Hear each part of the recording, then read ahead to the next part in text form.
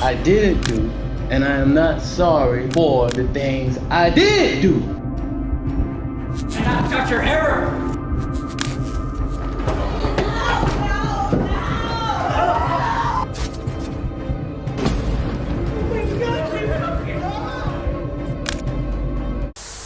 We are going to look at some of the most heated and moving courtroom reactions in today's video. The outcome of a trial can have a big influence on everyone's lives, and courtrooms can be quite charged places.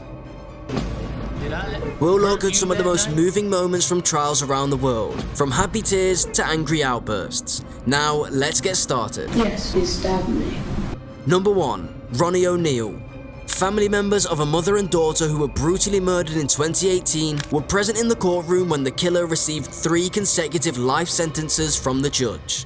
A judge found Ronnie O'Neal guilty of killing his girlfriend, his daughter Renebia O'Neal, aged 9, and trying to kill his son, aged 8, at their Riverview home. He was sentenced to life in prison without the possibility of parole. Throughout the murder trial, his son testified against him. He spoke, raising his voice, "I'm not sorry for something I didn't do, and I'm not sorry for the things I did."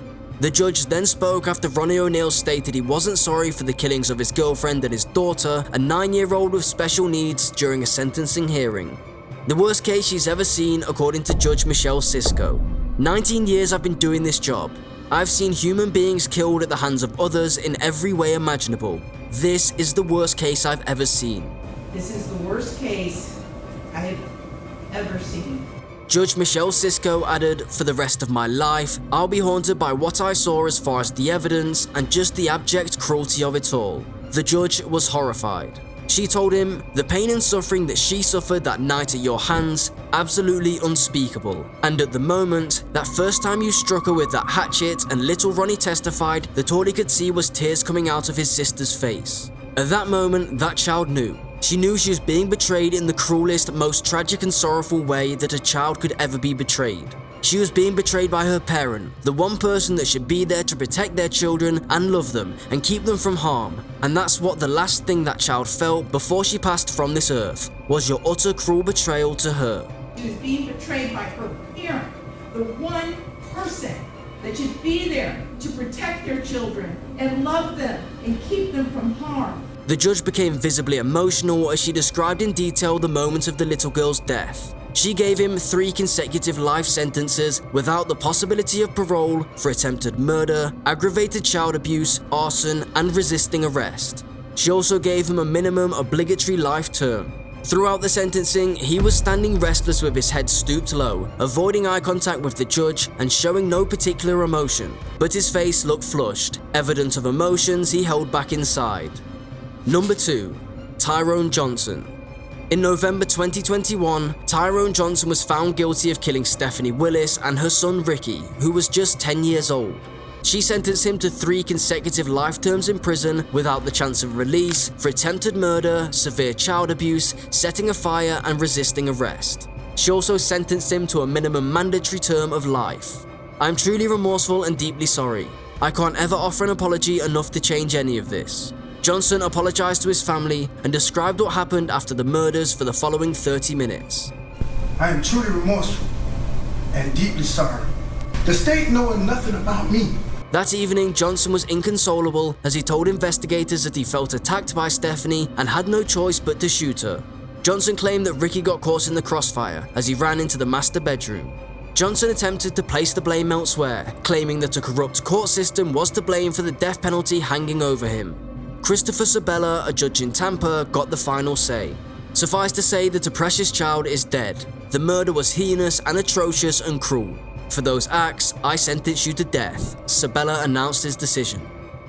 Number 3. Michael Madison. Michael Madison was born in East Cleveland on October 15th, 1977.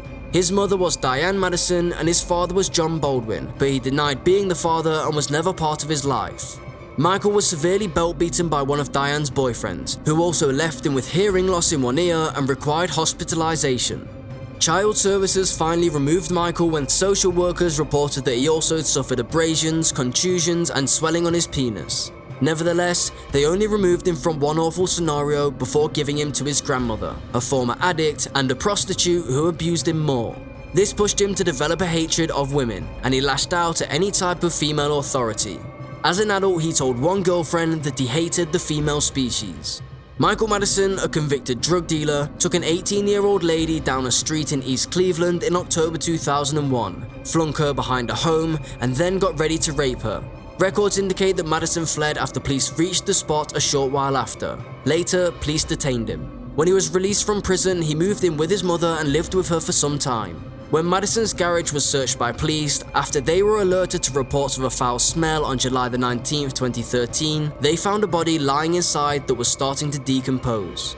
2 more remains were found the following day, one in the backyard and the other in the cellar of an abandoned house. 3 women's remains were discovered wrapped in plastic bags and between 10 to 20 yards apart. At his mother's home, Madison and the police engaged in a brief confrontation until Madison was peacefully brought into custody.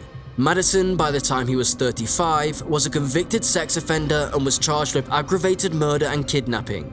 In this case, he was charged with the murder of Shatisha Sheely, aged 28, Angela Deskins, aged 38, and Sherelle Leteri, aged just 18. A grand jury charged Madison with raping his victims and abusing their corpses. Madison was given the death penalty by Cuyahoga Common Pleas Judge Nancy R. McDonnell on June 2, 2016. Of which the defendant was convicted, outweigh the mitigating factors by proof beyond a reasonable doubt. Accordingly, the sentence of death is imposed upon the defendant Michael Madison on counts 1, 4, and 7. Madison was observed smiling throughout his sentencing. Sherelle Leteri's father, Van Terry, became enraged by Madison's grinning and lunged at him in response. Number 4. Esteban Carpio. Esteban Carpio was born on the 30th of July 1978 in Boston, Massachusetts. A detective left the 3rd floor interrogation room to buy water for Carpio while he was being questioned by the police regarding the stabbing of Madeline Gatter, an 85-year-old woman, leaving police detective Sergeant James L. Allen alone with him. With Allen's gun, he killed him with 2 shots. He then leaped from the window and ran, and 45 minutes later, police caught up with him. This made way to a court scene that sends chills up the spines of people watching it even now. With his eyes inflamed and cheeks and forehead and cranial regions swollen, Carpio stunned the audience when he entered wearing a mask intended to prevent the offender from biting or spitting at others. His family brought forward allegations of police violence. The police chief stated at a press conference that Carpio's injuries were from his fall from the building's 3rd floor and his struggle with law officials. Christopher Zarella, a state police detective who assisted in the arrest, admitted throughout the trial that he had struck Carpio 3 times in the face. His face was broken by Zarella, according to evidence from that day. On June 27, 2006, a jury declared Carpio responsible for the stabbing death of Madeline Gatter and the murder of Detective Allen. Carpio's claims of insanity was rejected by the jury. He was given a life sentence without the possibility of release. At a later appeal, he was emotional and showed remorse for his actions. Number 5. Nicholas Tuinstra. In February 2016, Nicholas Tuinstra was declared guilty. According to police, Nicholas Tuinstra shot Justin Daniels and Melissa Tuinstra on September 27, 2014 in Berlin, after they'd been dating for a few weeks. Recently, she had divorce papers filed. The search for the Tuinstra's 8-year-old daughter was given precedence by investigators over finding the culprit. After being detained, Tuinstra was accused of stalking and 2 charges of first-degree murder. The girl was discovered to be safe at her grandparents' house with her father after they issued an Amber Alert. Tuinstra acknowledged being at Melissa's apartment the night she died, although he claimed he left before the shooting. Tuinstra also revealed to police that he had bought the same kind of gun used in the crime. He pled not guilty. After reviewing all the evidence, the jury returned a guilty decision after the trial lasted almost a week. When prosecutor Andrew Christensen discussed Tuinstra's alleged abuse of his ex-wife in front of his daughter during the sentencing hearing, the defendant did not take well to the allegations. He shouted, "I did not touch her ever," and lunged towards the prosecutor. Tuinstra was escorted from the courtroom by several security guards. When he comes back in, a more composed Tuinstra addresses the court. "I apologize for the outburst and to the prosecution. My daughter is a very sensitive subject." Family members of Melissa provided emotional impact remarks. "His ego was bruised, so he killed 2 people. Why did Nick kill Melissa if he truly loved her as he said to?" The judge, after all this drama, gave the verdict. The defendant shows no remorse. He keeps blaming other people. Tuinstra was given 2 consecutive life terms without the possibility of release, but the judge permits him to visit his daughter while incarcerated. Tuinstra still insists his innocence and leaves the court an emotional man. That concludes today's video. We sincerely hope you enjoyed seeing the reactions in the courtroom as much as we did. The courtroom may be a scene of strong drama and high stakes, from emotional outbursts to unexpected turns in the judicial system. Please remember to like and subscribe to our channel if you liked this video to see more of it. As always, let us know which reaction in particular stuck out to you in the comments. We enjoy getting feedback from our viewers and are excited to continue to provide you with interesting videos. Thank you for tuning in.